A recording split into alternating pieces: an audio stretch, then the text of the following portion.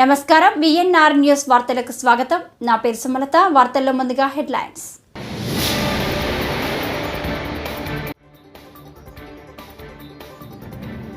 ముఖ్యమంత్రి చంద్రబాబు నాయుడు అధ్యక్షతన సచివాలయంలో ఏపీ కేబినెట్ భేటీ.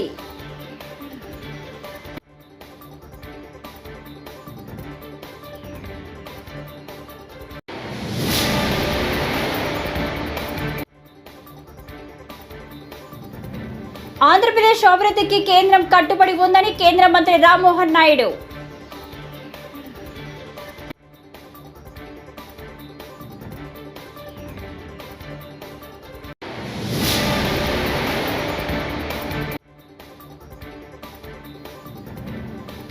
పోలీసులకే రక్షణ లేదు, ఇంకా ప్రజలక మేరుగు నాగార్జున ఫైర్.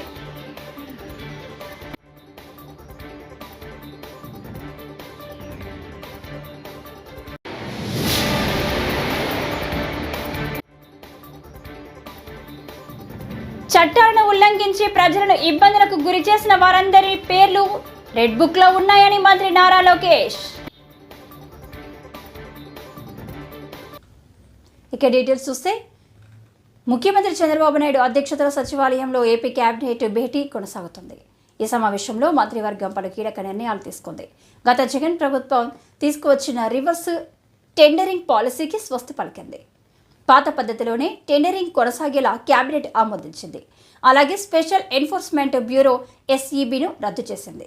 పట్టాదారు పాస్ పుస్తకాలపై జగన్ ఫోటో తొలగింపుతో పాటు సాగునీటి సంఘాల ఎన్నికల నిర్వహణకు గ్రీన్ సిగ్నల్ ఇచ్చింది. వివాదాల్లోని భూముల రిజిస్ట్రేషన్ నిలిపివేతకు ఆమోదించింది. ఆబ్కారీ శాఖ పునర్వ్యవస్థీకరణకు ఆమోదం తెలిపింది. అలాగే పోలవరం ఎడమ కాలువ పనుల పునరుద్ధరణకు కేబినెట్ ఆమోదించడంతో పాటు ప్రస్తుతం పనిచేస్తున్న గుత్తేదారు సంస్థని కొనసాగించాలని నిర్ణయించింది.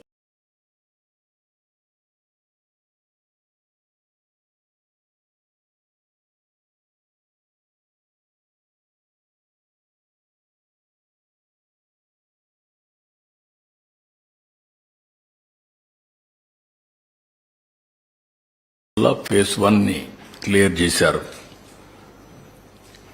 ఫేజ్ 1కి 30,436.95 కోట్లు కాస్ట్ అది ప్రాజెక్ట్. అంత మునుపు ఇది నేషనల్ ప్రాజెక్టుగా అనౌన్స్ చేసే నాటికి 4,730 కోట్ల 71 లక్షల్ని ఇన్వెస్ట్ చేశాం. 4,730 కోట్లు ఇన్వెస్ట్ చేశాం. దాన్ని రాష్ట్ర ప్రభుత్వ వాటా కింద అప్పట్లోనే పరిగణించి మిగిలిన డబ్బులంతా కేంద్రం పెట్టేట్టుగా ఒక అవగాహనకు వచ్చాం. బ్యాలెన్స్ అమౌంట్ చూసినప్పుడు 25,706 కోట్లు వస్తుంది. 25,760 కోట్లలో ఇంతవరకు రిలీజ్ చేసింది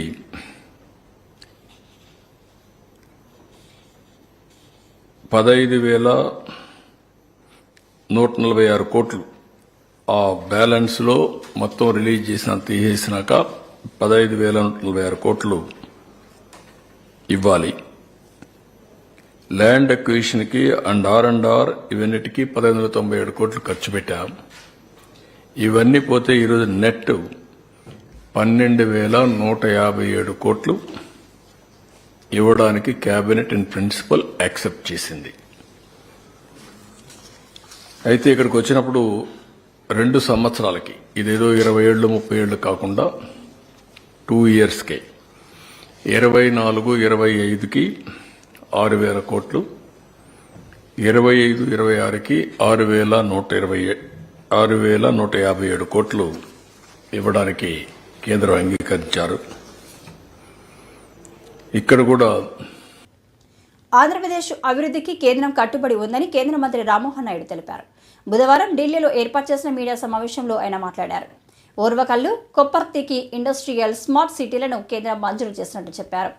హైదరాబాద్, బెంగళూరు, విశాఖ, చెన్నై కారిడార్లో అభివృద్ధి చేస్తామని తెలిపారు. కడప జిల్లా కొప్పర్తిలో పారిశ్రామిక హబ్ కింద 2,596 ఎకరాలను అభివృద్ధి చేయనున్నట్లు వెల్లడించారు. దీనికోసం కేంద్ర ప్రభుత్వం 2,137 కోట్లను ఖర్చు చేయనుందన్నారు. ఈ హబ్తో 54,500 మందికి ఉపాధి లభిస్తుందని వివరించారు. కొప్పర్తిలో ఉత్పత్తి రంగంపై ఎక్కువగా దృష్టి పెట్టినట్లు వెల్లడించారు. కర్నూలు జిల్లా ఓర్వకల్లో 2,621 ఎకరాల్లో పారిశ్రామిక కారిడార్ను ఏర్పాటు చేయనున్నట్లు తెలిపారు. రాష్ట్ర సహకారంతో దీనికి కూడా శ్రీకారం చుట్టడం జరుగుతుంది. మరొక నోడ్ మనకి కొప్పర్తిలో ఏర్పాటు చేస్తున్నాం. కడప జిల్లాలో కొప్పర్తి విశాఖపట్నం చెన్నై ఇండస్ట్రియల్ కారిడార్లో వస్తుంది. ఈ యొక్క నోడ్ కోసం సుమారు 2,595 ఎకరాలు దీనికి కూడా కేటాయించడం జరిగింది. మరి ఈ యొక్క కార్యక్రమం ద్వారా ఇక్కడ NICDIT ద్వారా సుమారు 2,137 కోట్ల రూపాయలు ఈ యొక్క కొప్పర్తి నోడ్లో ప్రభుత్వం ఖర్చు పెట్టి అక్కడ ఇన్ఫ్రాస్ట్రక్చర్ అంతా కూడా చేయడం జరుగుతుంది. ఈ ఇన్ఫ్రాస్ట్రక్చర్ ద్వారా ఇక్కడ రావాల్సినటువంటి ఇండస్ట్రీస్ ఏదైతే మనకి కొప్పర్తి నోడ్ ఉందో అక్కడ renewable energy, engineering, chemical, metallic and non metallic, textile and auto components ఈ యొక్క మ్యానుఫ్యాక్చరింగ్ సెక్టర్ మీద దృష్టి పెట్టి ఇక్కడ ఈ 2,137 కోట్ల రూపాయలు అక్కడ కావాల్సినటువంటి బేసిక్ ఇన్ఫ్రాస్ట్రక్చర్ ఆ నోడ్ డెవలప్మెంట్ కోసం మనం పెడితే సుమారు 8,860 కోట్ల రూపాయల వరకు ఇన్వెస్ట్మెంట్స్ ఇక్కడ వచ్చేటటువంటి పరిస్థితి ఇక్కడ ఏర్పడుతుంది. అలాగే సుమారు 54,500 వరకు కూడా ఎంప్లాయ్మెంట్ జనరేషన్ ఈ యొక్క నోడ్ ద్వారా ఇక్కడ క్రియేట్ అవుతుంది. మనం చూసుకుంటే ఎప్పటి నుంచో ఈ కడప జిల్లా కానీ, కర్నూలు జిల్లా కానీ, రాయలసీమ జిల్లాలో గతంలో ఎన్నో సందర్భాల్లో దీని గురించి చర్చించుకున్నాం. అక్కడ చాలా పొటెన్షియల్ ఉంది. బెంగళూరు సమీపంలో ఉంటుంది, చెన్నై సమీపంలో ఉంటుంది, మరొక పక్కన హైదరాబాద్లో సమీపంలో ఉంటుంది. కానీ గతంలో పెద్ద ఎత్తున అక్కడ కార్యక్రమాలు చేయలేకపోవడం వల్ల ఆశించినటువంటి స్థాయిలో అభివృద్ధి జరగలేకపోయింది. కానీ ప్రభుత్వం, రాష్ట్ర ప్రభుత్వం, కేంద్ర ప్రభుత్వం ఇద్దరు కూడా కలిసికట్టుగా ఒక నిర్ణయం తీసుకొని ఈ 2 నోడ్స్ను కూడా సెలెక్ట్ చేసుకొని మంచి నిర్ణయంతో ఈరోజు క్యాబినెట్లో కూడా అప్రూవల్ తీసుకున్నాం. ఇది ఎలా సాధ్యమైందంటే డబుల్ ఇంజిన్ గ్రోత్ తాలూకా ఈ ఒక రిజల్ట్ అనేది కూడా మనం చెప్పుకోవాలి. ఆంధ్రప్రదేశ్ రాష్ట్రంలో ఎన్నికల్లో చంద్రబాబు నాయుడు గారిని, అలాగే మరొక పక్కన నరేంద్ర మోదీ గారిని, మరి పవన్ కళ్యాణ్ గారిని, వీళ్ళు ముగ్గురు. ఏపీలో నారావారి రెడ్ బుక్ రాజ్యాంగం నడుస్తుందన్నారు మాజీ మంత్రి మేరుగ నాగార్జున. రాష్ట్రంలో రాజకీయ కక్షతో పాలన సాగుతుందన్నారు. అలాగే పోలీసులు కూడా ప్రేక్షక పాత్ర పోషిస్తున్నారని ఘాటు వ్యాఖ్యలు చేశారు. వ్యవస్థలు నిమ్మకు నీరెత్తినట్టు వ్యవహరిస్తున్నారని ఆయన మండిపడ్డారు. చిలకలూరుపేట ఎమ్మెల్యే గారి భార్య పుట్టినరోజుకి పోలీసులు సిఐలతో సహా వెళ్ళి కేక్ కట్ చేయటం, అలాగే నిజాన్ని నిర్భయంగా అనంతపురంలో ఒక సిఐ గారు చెబితే అక్కడ ఉన్నటువంటి శాసనసభ్యుడు జేసీ అస్మిత్ రెడ్డి ఆ సిఐ గారిని వీడియో కాల్లో నువ్వు ఎందుకు చెప్పావు అని క్షమాపణ చెప్పించినటువంటి తీరు, ఆ క్షమాపణ చెప్పింది ఆ వీడియోలో వైరల్ చేసినటువంటి పరిస్థితి. ఇంత దారుణమైనటువంటి పరిస్థితి ఆంధ్రప్రదేశ్లో పోలీసు వ్యవస్థను నిర్వీర్యం చేసే విధంగా చంద్రబాబు నాయుడు గారు పరిపాలన చేస్తూ ఉన్నాడంటే అసలు ఈ ప్రభుత్వం ఏర్పాటైన తర్వాత ఈ వ్యవస్థ ఎలా నీరుగారిపోయిందో ఒకసారి ప్రస్ఫుటంగా మీకు అర్థమయ్యే విధంగా చెప్పాల్సిన బాధ్యత మా మీద ఉంది. నిజంగా చంద్రబాబు గారు అధికారంలోకి వచ్చిన తర్వాత ఆ ప్రభుత్వంలో అత్యంత కీలకమైనటువంటి వ్యవస్థలని పూర్తిగా నీరు కార్చేశాడు. ఒక సిస్టమ్, తన ప్రభుత్వంలో రాజ్యాంగం ఉందని, చట్టాలు, నియమాలు, నిబంధనలు ఉన్నాయని, న్యాయ ప్రక్రియ చట్టబద్ధంగా జరగాలని ఆ ఆలోచన ఆయనకి ఏనాడు లేని పరిస్థితి ప్రస్ఫుటంగా కనిపిస్తూ ఉంది. ఈ రాష్ట్రానికి ముఖ్యమంత్రి హోదాలో చంద్రబాబు నాయుడు మొదటి నుంచి అధికారుల యొక్క ఆత్మస్థైర్యాన్ని దెబ్బతీసే విధంగా, ముఖ్యంగా పోలీసు యంత్రాంగాన్ని ఆత్మస్థైర్యాన్ని దెబ్బతీసే విధంగా ఒక పథకం ప్రకారం వ్యవస్థల్ని నీరుగార్చుకుంటా వచ్చాడు. అవసరమైతే ఉన్నటువంటి పోలీసుల్ని, పోలీసు అధికారుల్ని తన వ్యవస్థలో ఉన్నటువంటి మీడియా వ్యవస్థ ద్వారా అభూత కల్పనలు, వారిని నిర్వీర్యం చేసే విధంగా, మోరల్గా వీక్ అయ్యే విధంగా చట్టాలను ఉల్లంఘించి ప్రజలను ఇబ్బందులకు గురి చేసిన వారందరి పేర్లు రెడ్ బుక్ లో ఉన్నాయని మంత్రి నారా లోకేష్ తెలిపారు. మంగళగిరిలో ఓ దాత నిర్మించిన నరసింహస్వామి ఆలయ ముఖ ద్వారాన్ని ఆయన ప్రారంభించారు. భక్తులకు స్వయంగా ప్రసాదం పంపిణీ చేశారు. అనంతరం మంత్రి మాట్లాడుతూ చట్టానికి వ్యతిరేకంగా పనిచేసిన వారిపై తప్పనిసరిగా చర్యలుంటాయని హెచ్చరించారు.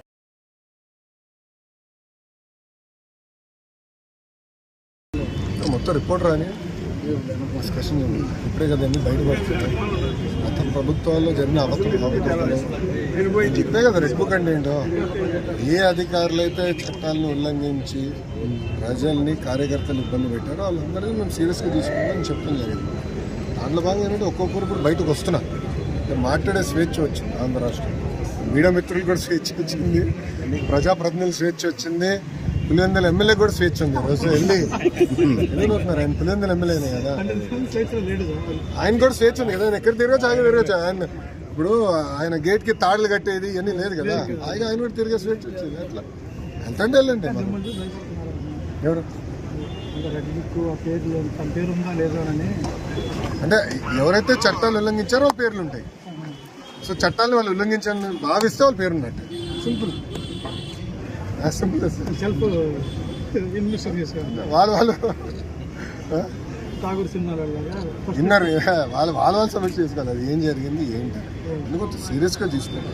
ఇది వదిలిపెడతాం. కృష్ణమ్మ మరోసారి పరవలు తొక్కుతుంది. దీంతో ఈ సంవత్సరంలో రెండోసారి శ్రీశైలం జలాశయంలోని 2 రేడియల్ క్లస్టర్ గేట్లు 10 అడుగులు మేర ఎత్తి దిగువ నాగార్జున సాగర్కు అధికారులు నీటిని విడుదల చేశారు. ఇక శ్రీశైలం డ్యాం పూర్తి స్థాయి నీటి మట్టం 885 అడుగులు కాగా ప్రస్తుత నిండు కుండల అంటే పూర్తి స్థాయి నీటి మట్టం 885 అడుగులకు నీటి మట్టం చేరింది.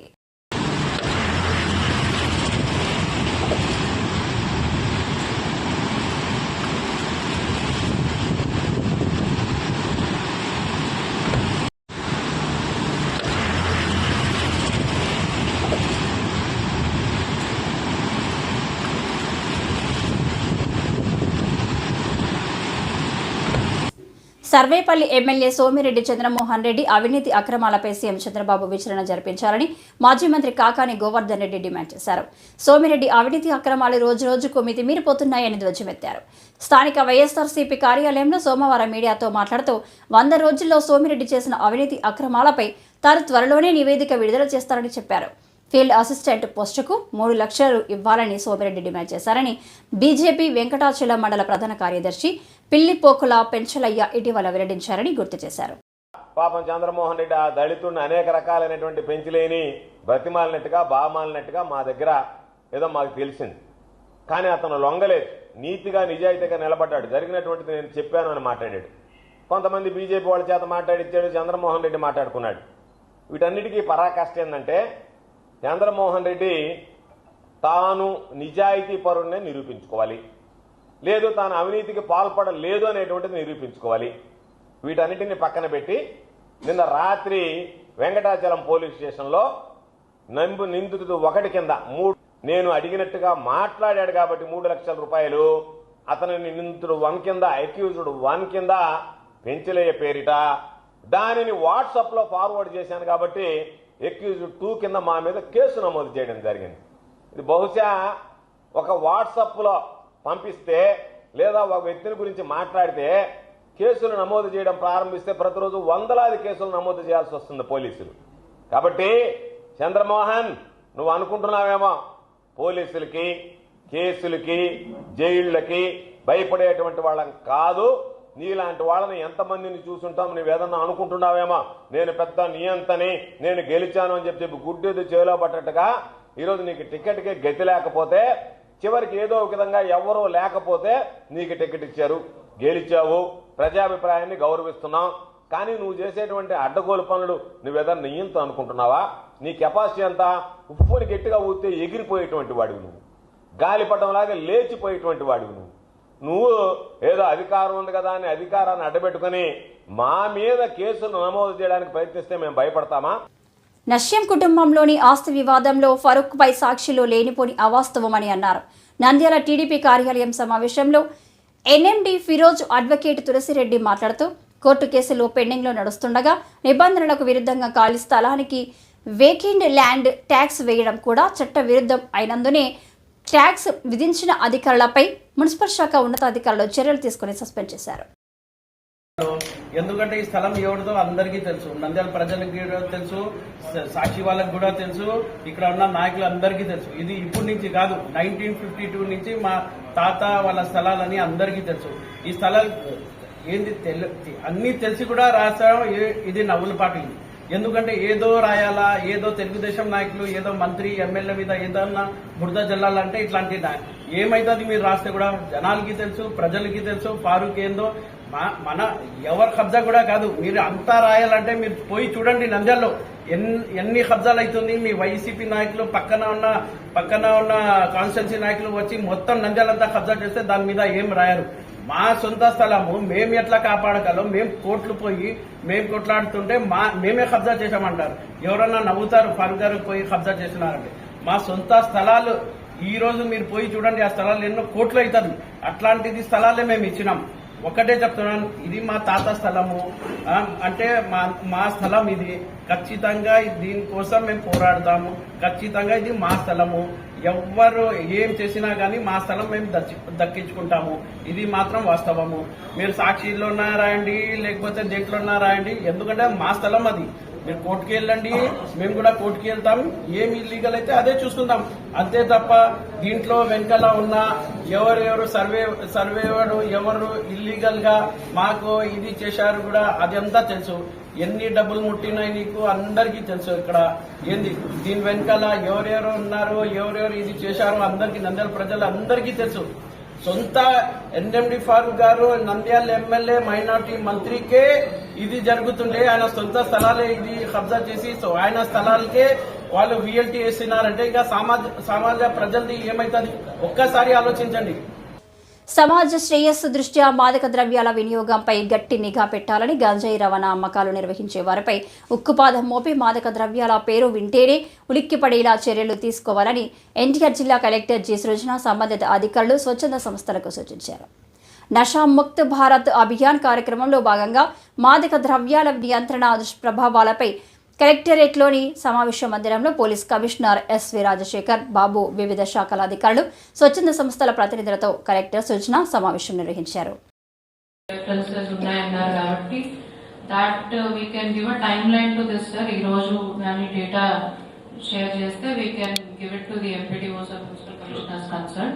ఒక నెక్స్ట్ 10 days లో ఇవన్నీ కూడా అప్ అవ్వాలని చెప్పి we can monitor after 10 days sir. Specific emergency లో రాసి 10 days తర్వాత కంప్లైంట్స్ తీసుకోవాలి. Like wise bush clearances also sir.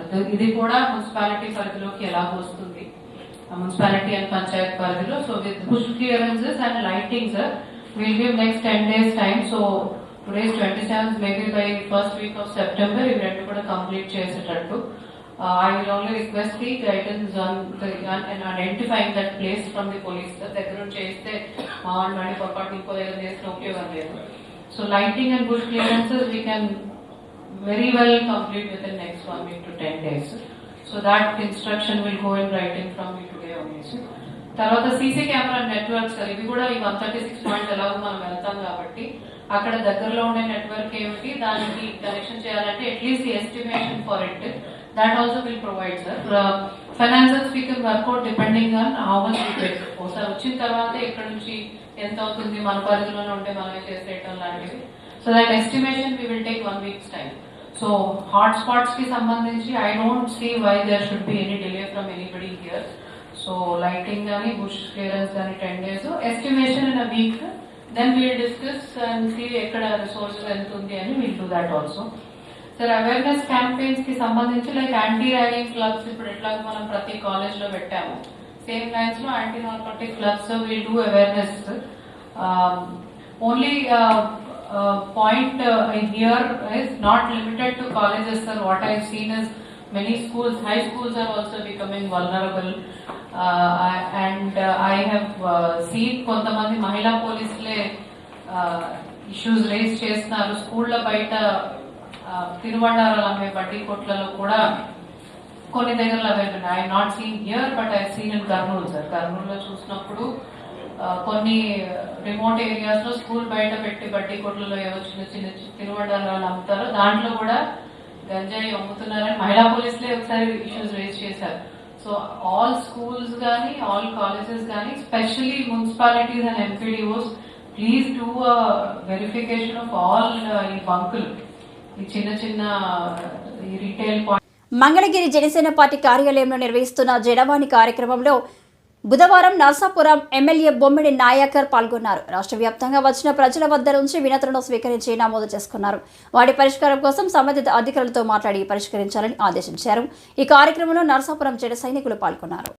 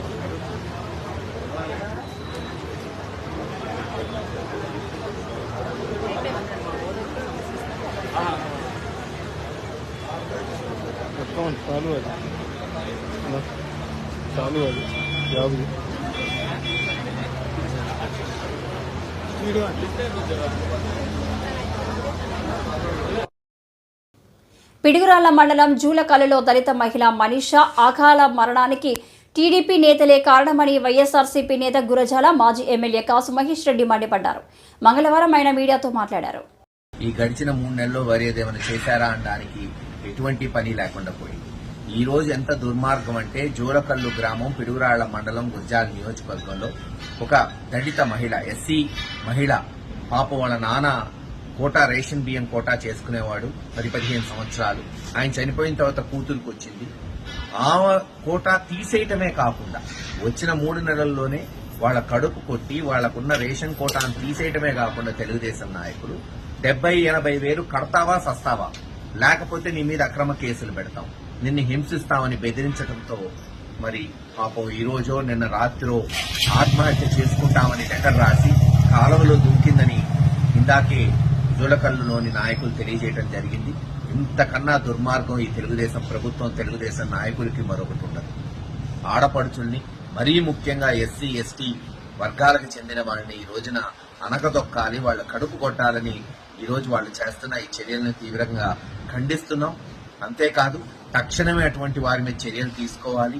మరి ఆమె కొరకు పోలీసులు గాలిస్తున్నారని తెలుస్తుంది. దేవుడి దయ వల్ల ఆ అమ్మాయి బతకాలని ఆశిస్తున్నాం. రేపు ఖచ్చితంగా జూలకల్లు గ్రామానికి నేను ఇతర వైఎస్ఆర్సీపీ నాయకులు పోతాం. అక్కడ నిజాలు తెలుసుకుంటాం. తదుపరి చర్యలు ఏముంటాయి కూడా మరి త్వరలోనే. భీమడోలు మండలం ఆర్జవారిగూడెంలో స్థల వివాదం నేపథ్యంలో బంధువుల దాడిలో కృష్ణ మృతి చెందినట్లు భీమడోలు సీఐ రవికుమార్ వెల్లడించారు. బుధవారం నిందితులు కత్తితో కృష్ణ, ఆయన మేనకోడలు పూజారాణి ఆమె భర్తపై దాడి చేసినట్లు చెప్పారు. కృష్ణ చికిత్స పొందుతూ మృతి చెందారని, పూజారానికి తీవ్ర గాయాలు కావడంతో ఏలూరు ఆసుపత్రిలో చికిత్స అందిస్తున్నట్లు చెప్పారు. ఈ ఘటనపై దర్యాప్తు చేస్తున్నట్లు పోలీసులు వెల్లడించారు. ఈరోజు ఉదయం సుమారు 7:30 ప్రాంతంలో భీమడోలు ఈ అజ్జవానిగూడెంకి సంబంధించినటువంటి పంచాయతీ ఆఫీస్ ఆపోజిట్ లో ఉన్నటువంటి రోడ్ లో ఒక ఇన్సిడెంట్ జరిగిందని. ఇన్సిడెంట్ లో చాపత్రి కృష్ణ అనే వ్యక్తిని వాళ్ళ కోడల్ని, వాళ్ళ సమీప బంధువులే వాళ్ళు ఒక సైట్ కి సంబంధించిన ఈ విషయంలో గొడవపడి అటాక్ చేయడం జరిగిందండి. ఈ అటాక్ లో కత్తితో జరిగిన దాడిలో చాపత్రి కృష్ణ అనే అతను చికిత్స పొందుతూ మృతి చెందడం జరిగింది.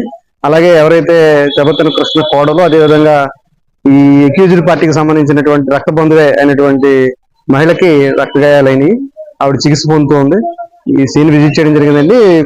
లేటెస్ట్ అమెండ్మెంట్స్ ప్రకారం ఏదైతే ఇన్వెస్టిగేషన్ ప్రొసీజర్ ఉందో ఆ ప్రొసీజర్ ప్రకారం అక్కడ ఇన్వెస్టిగేషన్ చేపట్టడం జరిగింది.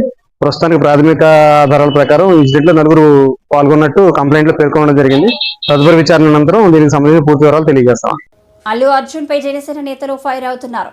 తాజాగా గన్నవరం నియోజకవర్గ సమన్వయకర్త చలమల శెట్టి రమేష్ బాబు సంచలన వ్యాఖ్యలు చేశారు. ఆయన మాట్లాడుతూ, అల్లు అర్జున్ నువ్వు హీరో అనుకుంటున్నావా? నువ్వు ఒక కమేడియన్. చిరంజీవి, పవన్ కళ్యాణ్ అండ చూసుకొని సినిమాల్లోకి వచ్చావు. వారిని విమర్శించే స్థాయి నీకు లేదు. డిసెంబర్ నెలలో నీ సినిమా మా నియోజకవర్గంలో ఎలా ఆడుతుందో చూస్తా. కనీసం నీ ఫ్లెక్సీలను కట్టే వాళ్ళు కూడా ఇక్కడ ఎవరూ లేరు అని ఫైర్ అయ్యారు. అల్లు అర్జున్ గురించి మాట్లాడాల్సిన అవసరం ఇప్పుడు ఈ పరిస్థితుల్లో వచ్చింది. మెగా కాంపౌండ్, మెగా ఫ్యామిలీ అంటే చిరంజీవి గారు